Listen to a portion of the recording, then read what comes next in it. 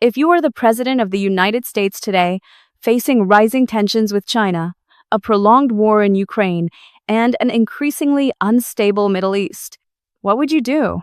Would you continue projecting power across the globe? Or would you change course entirely?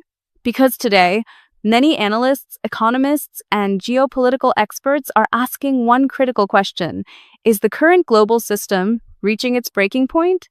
In this documentary, we investigate the idea that today's conflicts are not isolated, but deeply interconnected. And more importantly, who benefits and what comes next? Let's begin with a simple but powerful idea.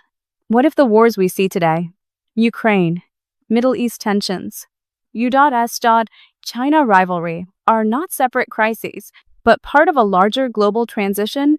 This idea is not new. Scholars in geopolitics and international relations have long argued that global power systems evolve in cycles. Historically, dominant powers rise, reach a peak, and eventually face decline or transformation. The United States has been the world's leading power since the end of the World War II.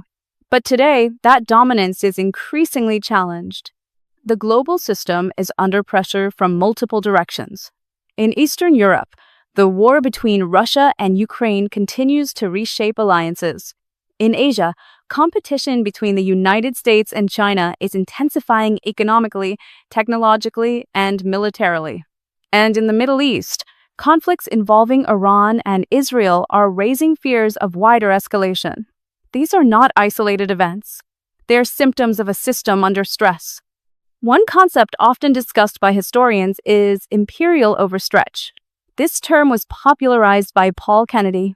It describes what happens when a global power extends its military, economic, and political commitments beyond its capacity. Some analysts argue that the United States faces this challenge today. Military presence across multiple regions, economic competition, and political polarization at home all contribute to a complex strategic environment. A difficult but important question: who benefits from global instability? The answer is not simple. Different actors gain in different ways. For example, Russia may benefit from higher energy prices and strategic distractions for Western nations. China may gain influence as global supply chains shift. Defense industries across multiple countries often see increased demand during periods of conflict. However, it's important to understand, no major conflict comes without significant costs: economic, humanitarian, and political.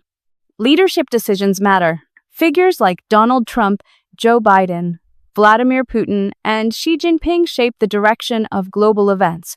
Each operates under different pressures: domestic politics, economic realities, security concerns, and strategic goals. No decision exists in isolation. Another factor often discussed is ideology. Religious beliefs, cultural narratives, and political ideologies can influence how conflicts are framed. For example, in the United States, some political groups strongly support Israel for strategic, cultural, or religious reasons.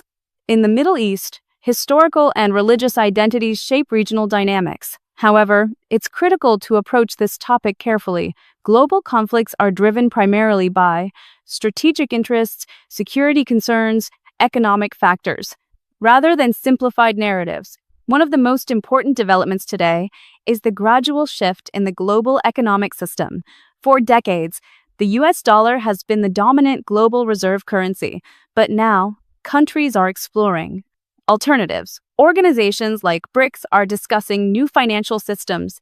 Trade is increasingly conducted in local currencies, and global supply chains are being restructured. This does not mean the end of US influence, but it does signal change.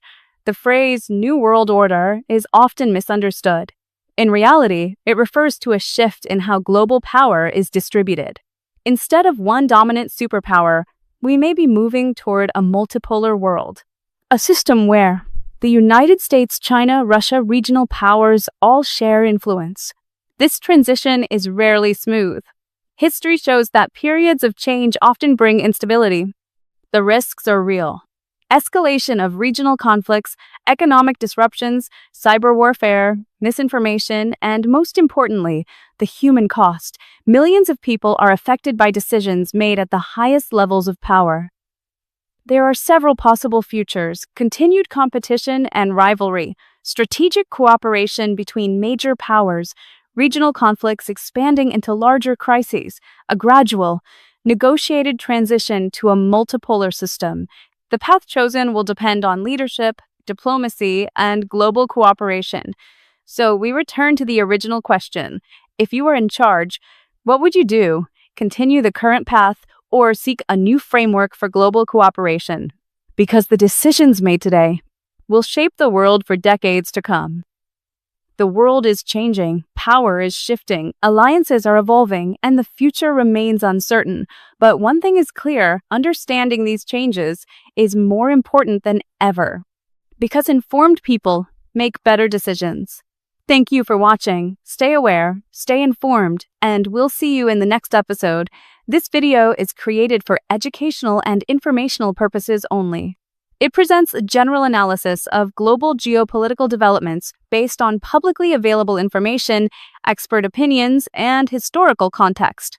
The views, statements, and perspectives discussed in this video do not represent absolute facts or confirmed intentions of any government, organization, or individual. Some segments are based on interpretations, ongoing developments, and widely discussed theories in the field of international relations. The original discussion referenced in this video belongs to its respective speakers and sources. We encourage viewers to watch full interviews, official statements, and multiple sources to form their own informed opinions. This content does not promote hate, violence, or discrimination against any country, religion, or group of people.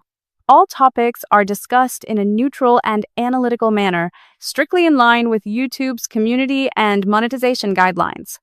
Viewer discretion is advised.